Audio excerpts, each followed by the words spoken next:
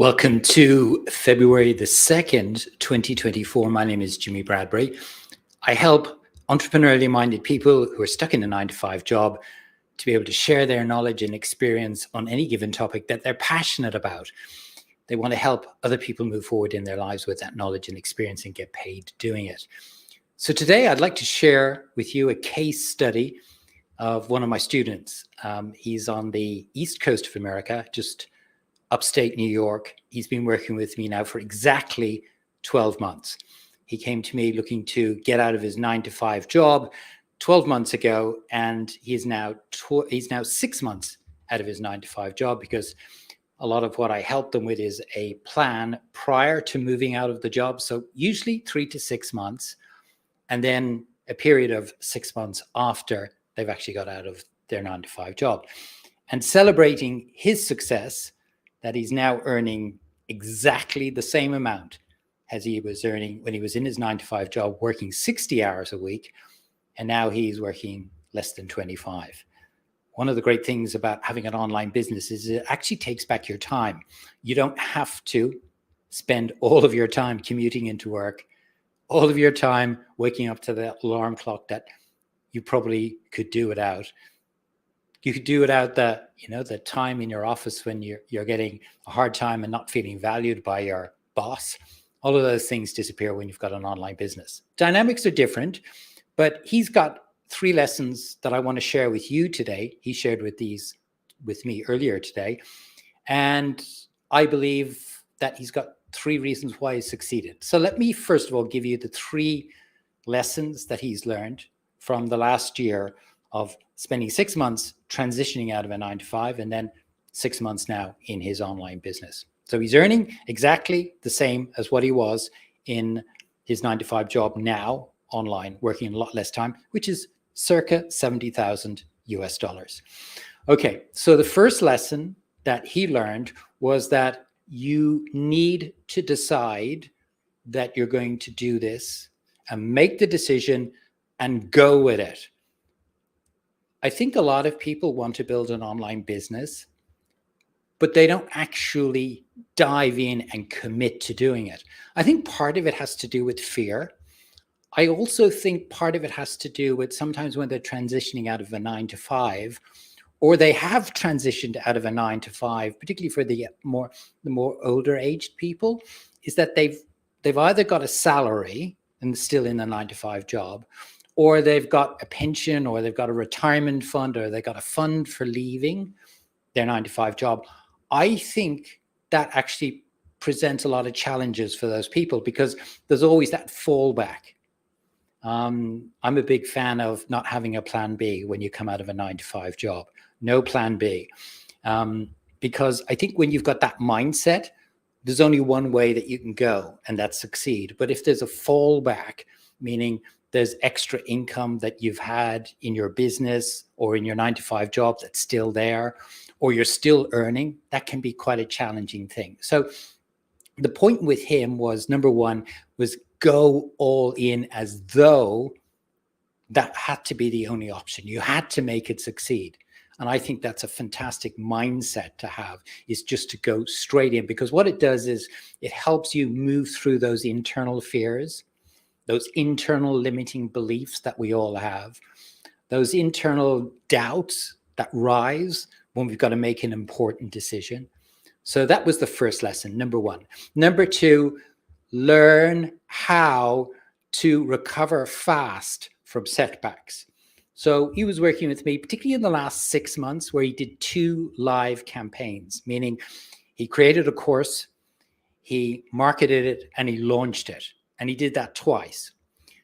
He didn't do the creating part twice. He did the creation once. He did the marketing and the launch twice. So he launched it, or he did a live campaign for it twice. In the first one, it didn't go very well. There was a number of reasons for it. I don't want to get into the details of it, but it just didn't go well. And that often happens. Like when I launched my first 3 online courses, every single one of them bombed. And I think that most people would have given up at that stage. So I had that ability to be able to help him with the mindset that's needed when things don't go well, And I think what he learned from it, because his second launch was fantastic, he really absolutely crushed it, was that you have to learn from setbacks. You have to learn from setbacks. And just because things don't go well, you have got to take the lessons from it, and you've got to get up, and you've actually got to go and actually launch again. There's nothing wrong with the system. There's nothing wrong with the strategy. It's just that sometimes it doesn't work. And you've got to accept that, and you've got to learn the lessons from it. So number 2, learn to recover from your setbacks. Number 3 is to make sure that you always address your clients' needs and desires. I think sometimes, and I'm guilty of it at times, I've learned from it though. I think we spend a lot of time talking, particularly when we're with our clients and our students. It's really important to listen to them. Really important. Spend more time listening than talking. Listen to what their problems are, listen to what their needs are, listen to what their challenges are, listen to what their obstacles are, listen to what their fears are, listen to what their doubts are, listen to all of these issues that are challenging them as they're going through the process. In my case with the student, in actually coming out of a 9-to-5 job and moving online. So listen, because in there you'll hear the things that you will be able to help them. And if you'll be able to pick up the language, you'll be able to pick up what it is that really specifically they need help with. So listen more than what you talk, listen more than what you say. Really, really important. The 3 reasons then, so those are the 3 lessons. The 3 reasons why I believe he has succeeded is, number 1, he creates, well, first of all, the 3 lessons that he learned. I think that's just fantastic, because all of that develops into a resilient mindset, which I believe is really, really important, building an online business. So number 1, he's building a resilient mindset. Number 2, he actually creates great content every day here on LinkedIn, and he's just focused on one platform. So he's creating content, and he's got a rhythm or a system. I like to call it a rhythm, a content rhythm. But he creates great content, and he puts it out there that addresses his ideal customers' pain points and how he can help them with his program. Because he's listening to what it is his customers are saying, his ideal customers. So number 2, he's actually putting out great content that addresses the pain points, the challenges, the fears of his ideal customer. And number 3, he, I think this is super, super important, and a lot of people miss this out, is that he's got a very clear offer.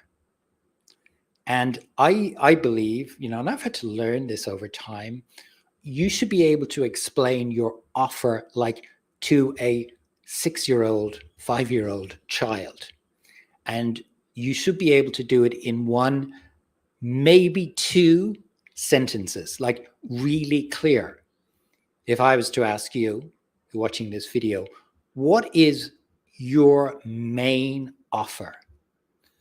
And don't use lots of jargon, because that actually confuses people. I call it the curse of knowledge. We have knowledge on a topic, we think everybody else does, but they don't necessarily so. So be very clear about what your offer is, articulated in very simple terms to, like you were talking to a 6-year-old. Because if you do that and you're able to articulate it simply and be able to demonstrate the outcome holistically for them, not just the immediate outcome, like what holistically is it going to help them with, career, relationships, business, like how is it going to help them holistically, the result that you're able to get for them in your program?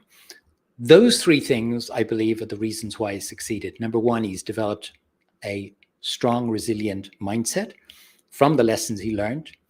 Number 2, he's got a very, very clear offer. And number 3, he puts out really good content every single day, consistently in a rhythm. And I believe those are the 3 main reasons why he succeeded.